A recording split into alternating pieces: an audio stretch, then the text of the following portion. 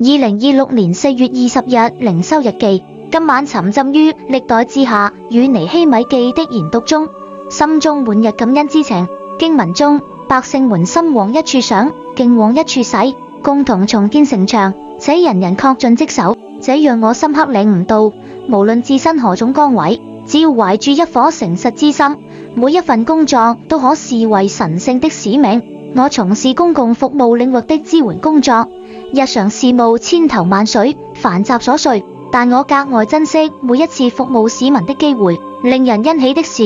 ，6月我的工作合約將得以延續，這意味住我能繼續在這片崗位上發光發熱。在教會服事中，我與同工們一同在舊區扎根，將愛的種子播撒期間，聖禮服事有序開展，弟兄姊妹們相處和諧融洽。這種屬靈的喜悅成為我不斷前行的最大動力。祈禱文：天父，衷心感謝你引領我度過了一段充實的服務旅程，懇求你賜予我智慧，讓我在工作中始終保持卓越，與同事、市民建立和諧美好的關係。我將工作前景全然交給你，相信你的安排，也懇求你賜福教會的服事工作，讓愛的光芒能夠無縫隙地滲透到社區的每一個角落。主啊，我要為澳門的長遠發展獻上禱告，求你賜予施政者非凡的智慧和遠見卓識，讓一國兩制方針在澳門行穩致遠，守護本地就業市場，